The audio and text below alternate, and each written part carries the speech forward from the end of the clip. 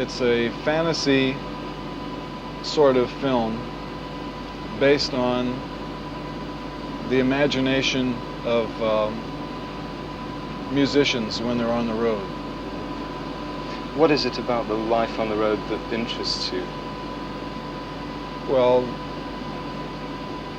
it's quite varied. There's lots of interesting things that can happen to you on the road, and if you go on the road with a bunch of people who have a good sense of humor, then one piece of material sort of breeds another piece of material, and you can compute which should not be wasted or thrown away.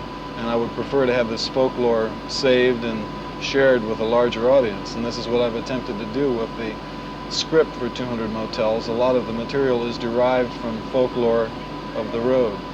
Is it a rather unreal situation, the way the musicians are together, sort of encapsulated, fighting against the normal society people like, say, hotel clerks? Well, the storyline for 200 Motels is written basically from the point of view of the mothers of invention, and the things that happen to us on the road must be quite different than the things that happen to other bands on the road. And when we go out, everything about the band and the people in it is so abnormal that it just doesn't apply to fighting against the outside world or anything like that. I mean, you don't even know that there is an outside world most of the time, because the only people that you associate are the guys in the band, or the promoter, or the girls that you meet at the concerts, and it's a very enclosed area, and you don't experience too much of the real atmosphere of a town that you go into. Mm-hmm. Yeah. A little of it seeps through, but mostly it's just what happens to the guys. The personalities of the guys in the group will change from the day that they start on the tour until they finally finish the tour, say 3 weeks later. Their personalities will have undergone a change during that 3-week period. Having looked through the script, I noticed you've used quite a lot of stylized devices, like having people holding up cue cards, which the actors read their lines from, and you can see the cue cards on the screen, I think. And you use backdrops consciously. Why have you used this sort of device? Well, the only time that a cue card occurs in the film is when several members of the group get credit for special material. That's the only time we use that. And what are you referring to with the backdrops? Well, in the script, I think you use backdrops in various places, don't you? Sort of instead of shooting on location or something, but you have. Oh, the whole film was shot on a soundstage, so all the sets are extremely stylized and artificial looking. Yeah. Partly because it's more effective for the storyline being a fantasy to have them that way, and also because it's cheaper. Yeah. You know, when you make a cheap little movie, you get cheap little sets. Yeah. Most films about pop music, and some of them have dealt with bands in this way, sort of semi-fictionalizing their lives, have been fairly awful, really. What makes you think that yours won't be? How have you tried to make sure that it won't? Well, whenever it's fictionalized, we carry it to such extremes that everybody knows that it's obviously fake. Mm-hmm. And we try and emphasize that, and thereby making it an honest film. Yeah, quite. Why did you decide to come to England to shoot it? A number of reasons. The technology exists here. You have the PAL TV 625 line system. The place that transfers the videotape to 35 millimeter is here, no place else. I understand that it's the last place in the world that Technicolor still uses the 3 picture process to make a matrix. They don't even have that in the United States anymore. There were cost factors involved in the hiring of various personnel to put the thing together. Yeah. We also happened to be finishing a European tour just prior to the photographing of the film, so it all worked out. A live version of part of the film, at least, has already been banned by the Albert Hall. Do you think you'll have trouble getting the movie shown when it appears, or are you going to take this into consideration in the editing stage? Has it affected what you're doing? Well, you must remember that what was banned by the Albert Hall was not a live version of the film, but merely the music to be performed by the orchestra, and perhaps 6 songs to be performed by the group. This does not include any part of the dialogue from the film. All it was the music from the film. The reasons for the project being banned from the Albert Hall are beyond my comprehension. I don't understand people who get upset over words like brassiere.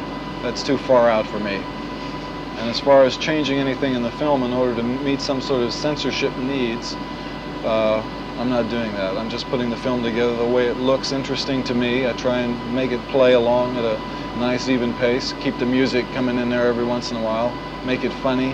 And if some people get offended by it, well, that's too bad. They just have to grow up and then they can enjoy it. Do you expect any trouble? I didn't expect any trouble at the Albert Hall when I got it. So no telling what's going to happen when 200 Motels is unleashed on a theater public. What's your attitude to the people who buy your records? Do you think perhaps they take you for the wrong reasons, they enjoy you for the wrong reasons? Generally, yes. Yeah. I would say the largest percentage of the people who buy the records buy it for reasons other than which the music was intended.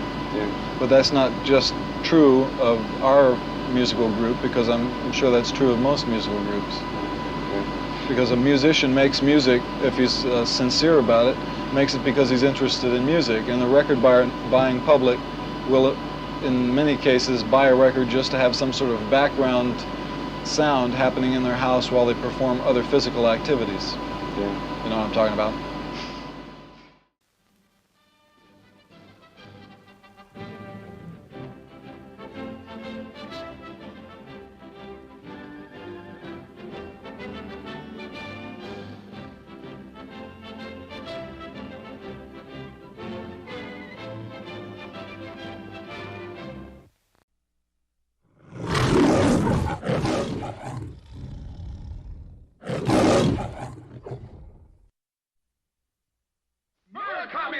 Bizarre Productions present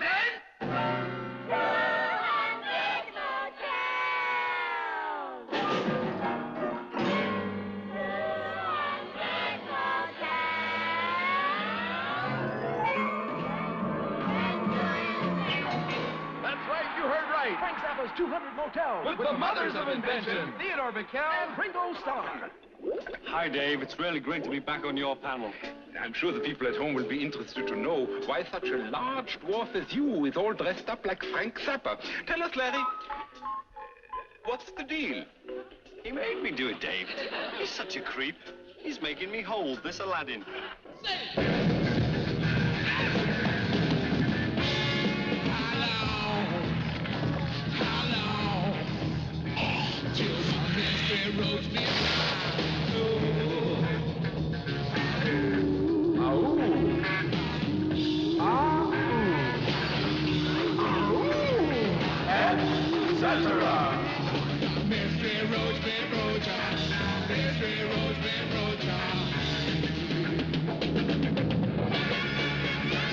Ooh, I get so excited when somebody from a group gets near me.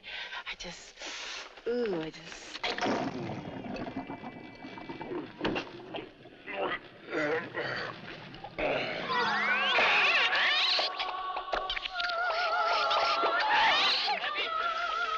In this group, all I ever get to do is play Zappa's comedy music. He eats.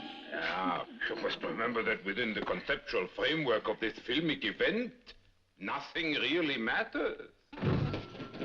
Jeff has gone out there on that stuff. You should have never have used the elixir and only stuck to the incense. Oh, Atlantis.